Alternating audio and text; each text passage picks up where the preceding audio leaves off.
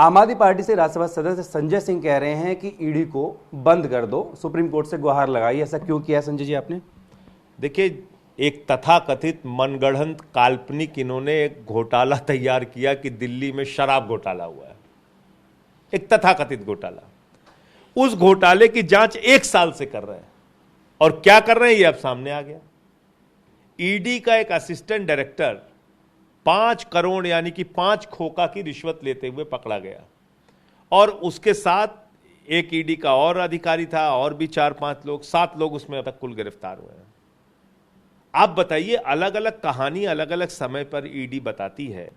कभी चंदन रेड्डी का कान का पर्दा फाड़ के उसका बयान लिया जा रहा है, कभी किसी आरोपी को धमका के डरा के ये कह के कि तेरी बेटी कॉलेज कैसे जाएगी उसका बयान लिया जा रहा है, कभी किसी से जमानत करने के नाम पे रिश्वत लेके उसको छुड़वाया जा रहा है, फिर उससे झूठा बयान लिया जा रहा है। ये जांच चल रही, मजाक चल रहा है। 3000 केसेस पिछले 9 सालों में दर्ज किया है मोदी जी के राज में ईडी ने, और उन 3000 केसेस में से मात्र 23 लोगों को कन्विक्ट कर पाई है ईडी अब तक। तो ऐसे डिपार्टमेंट की क्या आवश्यकता है? आप बताइए, पूरे देश में ईडी का क्या काम है? महाराष्ट्र में विधायक तोड़ो, कर्नाटक में विधायक तोड़ो, मध्य प्रदेश में विधायक तोड़ो, अरुणाचल में विधायक तोड़ो, उत्तराखंड में विधायक तोड़ो, दिल्ली में विधायक तोड़ो, पंजाब में विधायक तोड़ो। इसके अलावा क्या काम है ईडी का?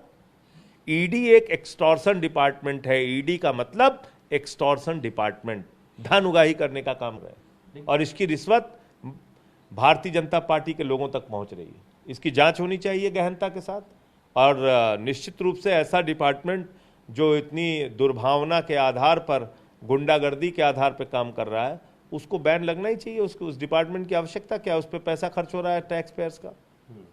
ये आप मॉरलिटी पे ऐसी मांग कर रहे हैं या फिर कोर्ट का रुख भी करेंगे? दूसरा, हर विभाग में कुछ अच्छे, कुछ ईमानदार, कुछ बेस्ट अफसर होते हैं, तो क्या पूरी जो जांच एजेंसी है उसकी प्रतिष्ठा पे सवाल कर सकते हैं? अरे भाई, मैं तो आपसे पूछ रहा हूं, 9 साल में 3000 केसेस की बात कर रहा हूं। छोड़ दीजिए अकेले दिल्ली के तथाकथित शराब घोटाले की बात। कभी बंगाल में छापेमारी होती है, कभी झारखंड में छापेमारी होती है, कभी बिहार में छापेमारी होती है, कभी महाराष्ट्र में छापेमारी होती है, कभी दिल्ली में छापेमारी होती है। आप बताइए ना। लेकिन जो व्यक्ति मोदी वॉशिंग पाउडर से नहला दिया जाता है, उस पर कोई कार्रवाई नहीं होती। चाहे वो अजीत पवार हो, हसन मुश्रीफ हो, छगन भुजबल हो, शुवेंदु अधिकारी हो, हेमंत विश्व शर्मा हो, मुकुल राय हो, किसी भी कार्रवाई नहीं होती। दूसरा एक अहम मुद्दा ये है कि जो मुंबई में इंडिया गठबंधन की जो बैठक होने वाली है, उसका स्वरूप क्या रहेगा? क्या सीट शेयरिंग पे बात होगी? क्योंकि पहले भी अरविंद केजरीवाल कह चुके हैं कि सीट शेयरिंग बड़ा मुद्दा है। वो ऐसा है कि जब आप चुनाव लड़ रहे हो तो 26 दल उसमें है, तो सीट शेयरिंग तो करना ही पड़ेगा आपको। तो उसके ऊपर जितनी जल्दी फैसला हो जाए अच्छा है। कन्वीनियर को लेकर भी विषय चल रहा है। देखिए, कन्वीनर कौन बनेगा, उनके नामों के प्रस्ताव जब मीटिंग में आएंगे तो हमारे नेता अरविंद केजरीवाल जी इस पर अपनी राय देंगे। दूसरा, कांग्रेस के जो नेता हैं संदीप दीक्षित है, वो कह रहे हैं कि बीजेपी के एजेंट की तरह बात करेंगे। फिर कांग्रेस के ट्विटर हैंडल से एक वीडियो भी जारी किया गया है, जिसमें इंडिया दिखाया है, राहुल गांधी की आवाज़ है। क्या उनकी तरफ से पोर्ट्रे किया जा रहा है कि इंडिया का मतलब राहुल गांधी, वो प्रधानमंत्री का चेहरा होंगे? देखो, ऐसा है, अपने मन से कयास लगाने का कोई मतलब नहीं है। जब कोई गठबंधन बनता है, उसमें कोई भी राय होती है तो सामूहिक राय होती है, तो इसलिए अपने अपने तरीके से कयास लगाने का कोई अर्थ नहीं है। दूसरी बात, जहाँ तक संदीप दीक्षित की बात आपने की, हर व्यक्ति का अपना कुछ न कुछ एजेंडा है। इतनी बड़ी पार्टी है, कोई कुछ बयान देता है, कोई कुछ बयान देता है। किस एजेंडे के तहत कौन क्या बयान दे रहा है, उसका उनकी पार्टी को संज्ञान लेना चाहिए। दूसरा, संजय राउत जी उन्होंने कहा है कि 24 के चुनाव से पहले दंगे करा सकते हैं। आप क्या इत्तेफाक रखते हैं इस बयान से? निश्चित रूप से। बीजेपी का ट्रेंड क्या है, बीजेपी का काम करने का तरीका क्या है? बीजेपी काम तो करती नहीं जनता के लिए। ना उन्होंने फसल का दाम दोगुना किया, ना बेरोजगारी दूर की, ना काला धन लेके आए, ना पक्का मकान दिया 15 अगस्त 2022 तक। काम क्या करते हैं ये लोग? इनसे पूछो भाई क्या किया आपने 9 साल में, कोई जवाब नहीं। दंगे पूछ लो कितने कराए, बता देंगे आपको। हाँ जी, मणिपुर में भी कराया, और मेवात में भी कराया, मुजफ्फरनगर में भी कराया, सारा बता देंगे दंगों का इतिहास।